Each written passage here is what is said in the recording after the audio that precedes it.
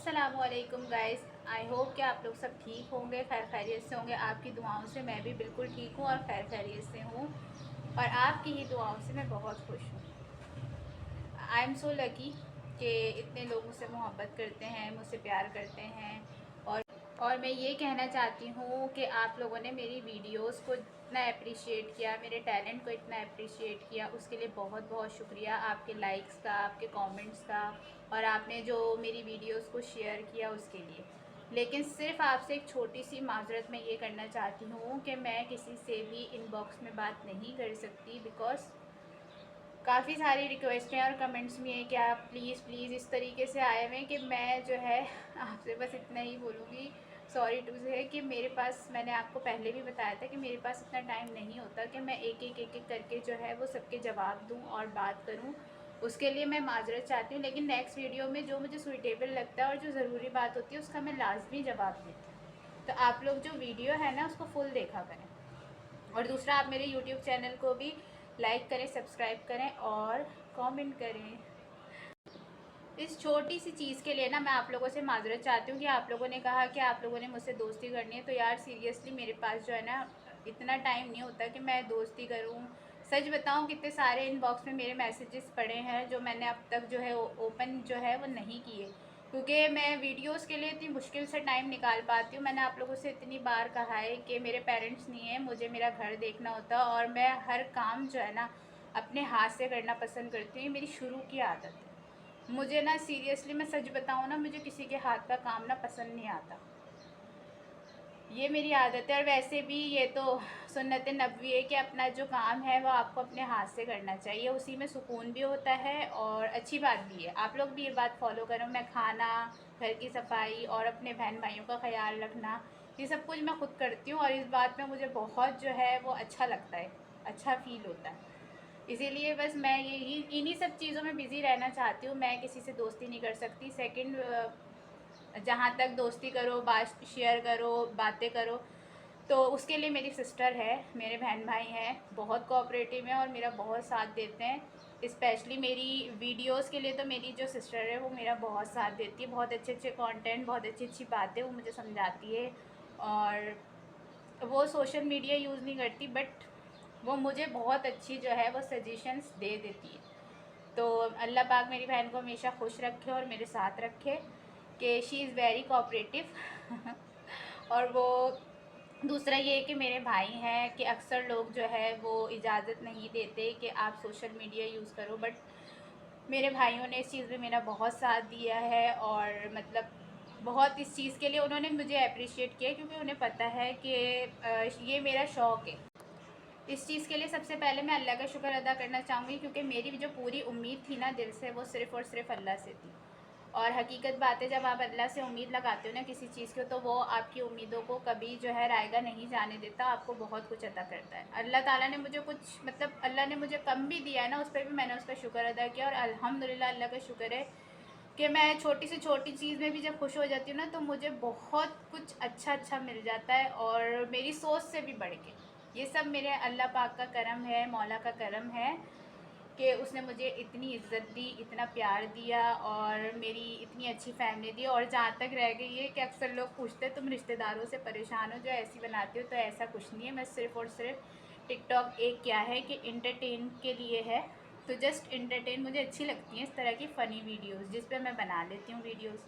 लेकिन अल्हम्दुलिल्लाह अल्लाह का शुक्र है कि जो मेरे रिलेटिव्स हैं बहुत कोऑपरेटिव हैं और बहुत अच्छे हैं। उनके लिए मैं कुछ भी कहना नहीं चाहूँगी, क्योंकि सीरियसली कि मेरे रिश्तेदार जो हैं बहुत अच्छे हैं। मेरे पेरेंट्स के साथ भी बहुत अच्छे थे, मेरे हमारे साथ भी बहुत अच्छे हैं, क्योंकि वही बात है, आप किसी के साथ अच्छे हो ना, अगर आप अच्छे हो तो आपके साथ फिर सब अच्छे हैं।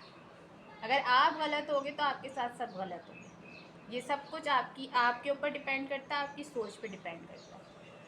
तो बस मैं यही कहना चाहूँगी। दूसरा, एक बात मुझे आप लोगों से आज ये शेयर करनी थी यार। मैं कल जो है एक मरीज़ की इयादत के लिए गई, तो मैंने जहाँ तक सुना क्या है, हमारे प्यारे नबी सल्लल्लाहु अलैहि वसल्लम की जो है वो हदीस है कि जब भी आप किसी मरीज़ की इयादत के लिए जाओ ना, तो उनसे दुआ का कहो कि हमारे लिए दुआ करें, क्योंकि उस वक्त जो है ना अल्लाह पाक कहते हैं ना, आप जब किसी बीमारी में मुब्तला होते हैं तो वो अल्लाह की तरफ से दी हुई होती है। तो आप उससे जो है अपने लिए दुआ का कहो। तो अल्लाह पाक जो है मरीज़ की दुआ, क्योंकि ये बात हकीकत है और सच है कि बीमारी जो है, दुख है, तकलीफ़ है, वो सब अल्लाह की तरफ से और दूर करने वाला भी वही है। तो हमारे प्यारे नबी सल्लल्लाहु अलैहि वसल्लम की हदीस है ये कि आप दुआ का कहो। तो मैंने एक चीज़ ये देखी कि वहाँ एक लेडीज़ बैठी थी, अल्लाह माफ़ करे कि वो अपना वक्त भूल गई हैं कि वो कहाँ से उठ के और कहाँ आई हैं। बजाय वो अल्लाह का शुक्र अदा करने के और मरीज़ की अयादत करने के लिए हौसला देने के बजाय उनको अपने पैसे का घमंड, उनको अपने जो भी घर की रूटीन है, रुदाद है कि हमारे पास इतना है, हमारे पास ऐसा है, हमारे पास वैसा है, हमने अपनी माँ के लिए ये किया वो किया। देखिए, ज़िंदगी मौत तो अल्लाह के हाथ में है, सबको अपनी माँ अजीज़ होती है और हर कोई यही चाहता है। माँ कहते हैं वो हस्ती है जिसके पैरों के नीचे अल्लाह ने जन्नत दी है। तो हर किसी को अजीज़ होती है, चाहे आप हो, मैं हो या कोई और हो। माँ माँ होती है। जानवर होते हैं और परिंदे होते हैं, जो भी मखलूक है, सबको अपनी माँ बहुत अजीज़ होती है। जितना हो सकता है ना, जितना कर सकते हैं लोग अपनी माँ के लिए करते हैं। तो खुदारा बस मैं आपसे एक बात ये कहना चाहूँगी, अगर आप किसी मरीज़ की अयादत के लिए जा रहे हो ना, तो उनसे दुआ का बोलो कि दुआ करें, बल्कि वहाँ जाके आप उनके दुख को, तकलीफ़ को और ना बढ़ाओ और अपनी बड़ाइयाँ ना मारो। बहुत सब गुनाह है, बहुत सब। और वैसे भी ना इंसान को ना अपना वक्त नहीं भूलना चाहिए। अगर अल्लाह ने आपको कुछ दे दिया ना, तो इसका ये मतलब नहीं कि आप दूसरों को नीचा दिखाएं। बस मैं आपसे ये कहना चाहती हूँ, वो जो भी खातून है, अगर उनको ये बात समझ में आ जाए ना, वैसे तो पैसा जब आ जाता है ना कुछ लोगों के हाथ में जिन्होंने कभी कुछ देखा नहीं होता और फिर अल्लाह कुछ थोड़ा सा दे देता है, तो उनका ना दिमाग जो होता है ना वो ज़्यादा ही ख़राब हो जाता है। ये मैंने अक्सर देखा है। लेकिन बस मैं उन खातून से यही कहना चाहूँगी कि अपने बुरे वक्त को ना भूलें। दूसरा किसी के जो है ना दुख तकलीफ़ में अगर आप गए हैं ना, तो वही।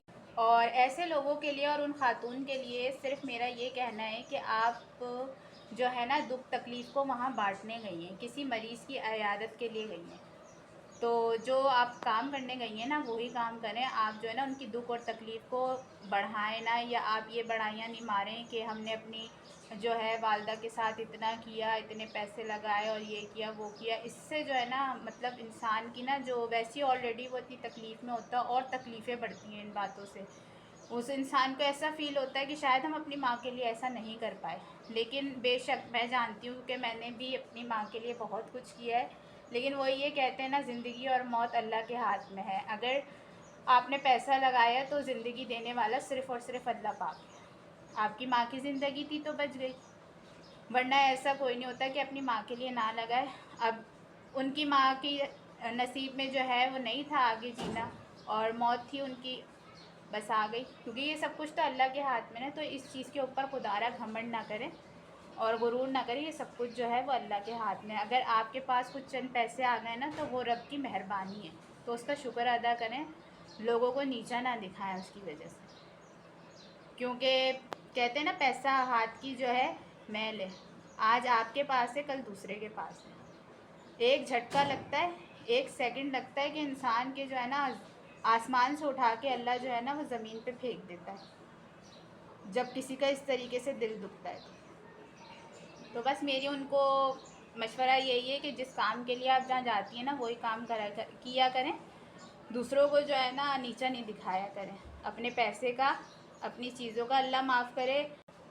और मेरी नज़र में किसी का अगर इतना दिल दुखता है ना किसी की वजह से, तो लानत है उसके ऐसे पैसे पे और इन सब चीज़ों पे। और अल्लाह माफ़ करे कि इतनी जल्दी जल्दी तरक्की, तो बस मैं अपनी ज़बान नहीं ख़राब करना चाहती, ना किसी पे तोहमत लगाना चाहती हूँ, कि बस अल्लाह ही माफ़ करे कि कहाँ से आ रहा है और कहाँ से नहीं। खैर, सब अपने अपने अमाल के खुद ज़िम्मेदार हैं, क्योंकि सब ने अपनी अपनी कब्रों में जाना है और अपने अपने अमाल का हिसाब देना है। मैं अपनी ज़बान को या अपने आप को गुनाहगार नहीं कर सकती, ना करना चाहती हूँ ऐसे लोगों का नाम लेके या उनके ऐप खोल के।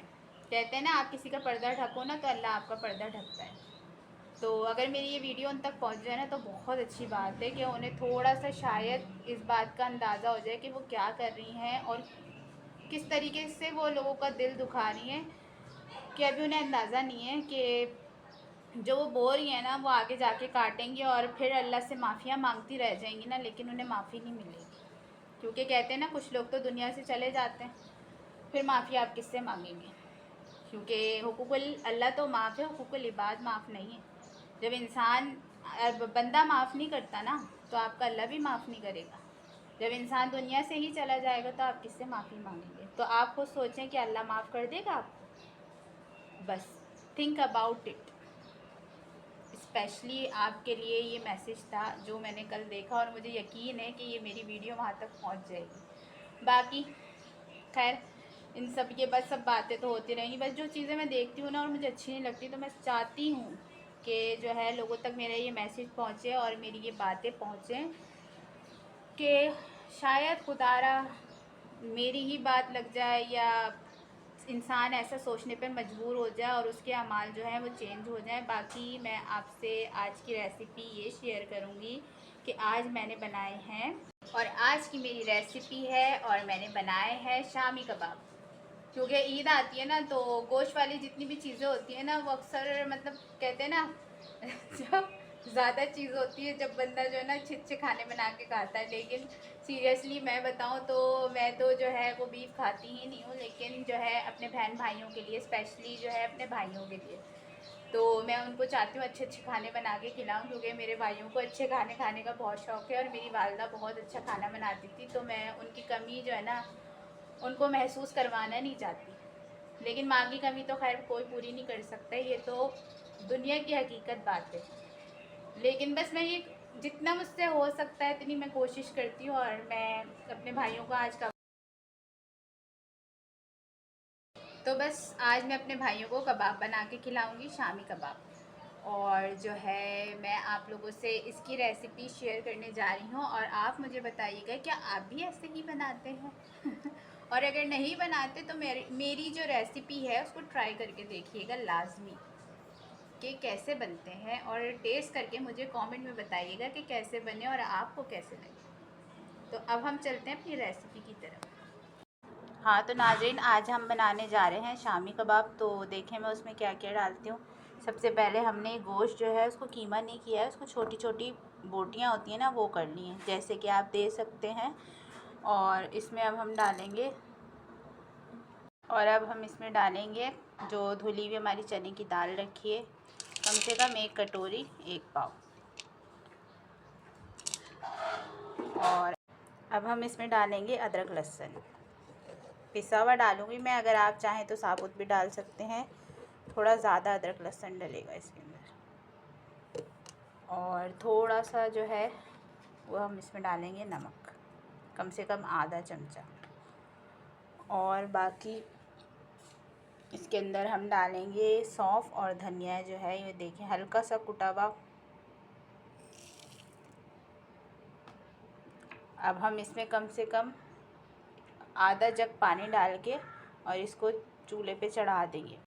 अब देखें ये जो है इसके अंदर हम डालेंगे कम से कम आधा जग पानी, ताकि हमारा जो गोश्त और दाल है वो अच्छे तरीके से गल जाए। और अब जो है ना हम इसको लो फ्लेम पे चढ़ा देंगे चूल्हे पे। अब देखें नाज़रीन, जो हमने कबाब का जो सामान था जो चूल्हे पे लो फ्लेम पे चढ़ाया था, जो अब जो है वो गोश्त बिल्कुल हलवा हो चुका है। दूसरा जो है अब हम इसको, जो बोटियाँ हैं ना ये बड़ी बड़ी हैं, तो इसको अब हम हाथ से रेशे कर लेंगे।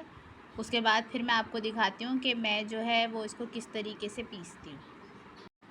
देखिए ये दाल है, ये इस तरीके से बिल्कुल गल गई है, और ये बोटियाँ इतनी बड़ी बड़ी हैं ना हमारी, तो ये देखें बिल्कुल हलवा हो गई हैं इस तरीके से। अब हम इसका बिल्कुल रेशा कर लेंगे।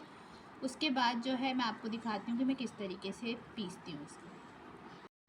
अब देखें नाजरीन, ये हमने जो है बोटी के जो है वो रेशे कर लिए। अब हम सिल पे पीसेंगे।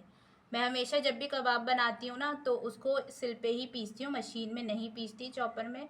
क्योंकि जो हाथ में जायका होता है ना, एक बात मेरी हमेशा याद रखिएगा कि वो जायका हमें मशीनों से पीसने में नहीं आता।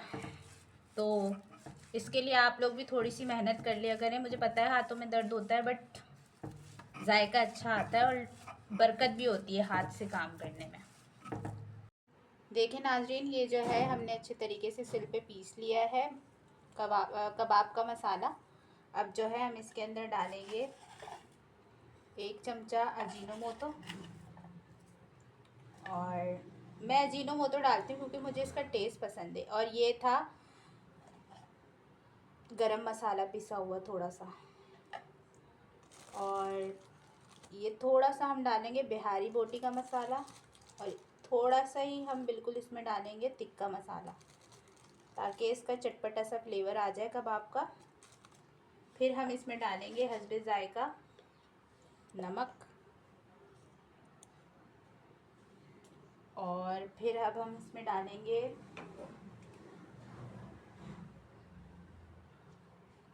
ये चॉप हुई भी देखें प्याज है, ये डालेंगे अब हम इसमें।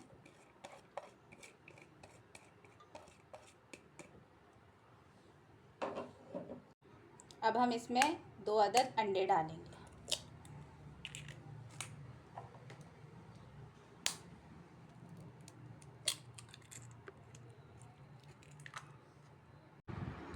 अब हम इसके अंदर हरा धनिया डालेंगे जो हमारा धो के कटा हुआ रखा था। अब जो है हमने हरा धनिया भी इसमें डाल दिया है। अब हम इसको हाथ से अच्छे तरीके से मिक्स करेंगे। ये देखें, हमेशा जब भी आप जो है कोई भी चीज़ हो उसको हाथ से जितनी अच्छी तरीके से मिक्स होता है ना, इतना स्पून वगैरह से नहीं होता, तो कोशिश करें कि आप जो है वो हाथ से अच्छे तरीके से मिक्स करें। अब देखें नाजरीन, ये अच्छे तरीके से मिक्स हो चुका है हमारा मसाला कबाब का। अब हम जो है वो कबाब बनाने स्टार्ट करेंगे। इस तरीके से हम कबाब को बनाएंगे।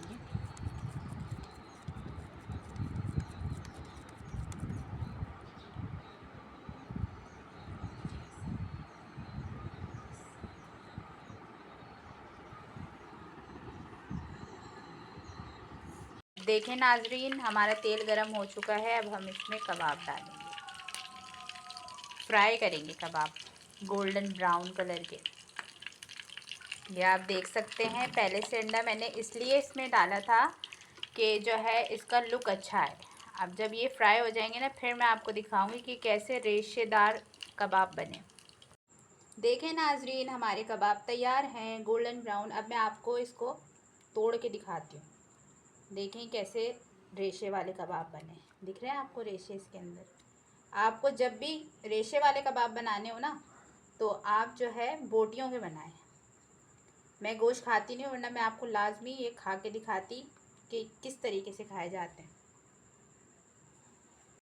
हाँ तो गाइस, बस मुझे आपसे ये कहना था कि अगर मैं कबाब खा सकती तो मैं ज़रूर आपको दिखाती कि मैं किस तरीके से कबाब खाती हूँ। दूसरा जो है, बस अफसोस की बात यह है कि मैं बीफ नहीं खाती, लेकिन बस जिसके लिए मैंने बनाए थे स्पेशली अपने भाइयों के लिए, तो उन लोगों को बहुत पसंद आए हैं। और इसी के साथ आप लोग भी ट्राई करके देखिएगा रेसिपी, और मुझे कमेंट में ज़रूर बताइएगा। फिर किसी नई रेसिपी के साथ हम कल मिलते हैं। जब तक के लिए अपना बहुत ख्याल रखिएगा, अपनी दुआओं में याद रखिएगा। जब तक के लिए अल्लाह हाफ़िज़।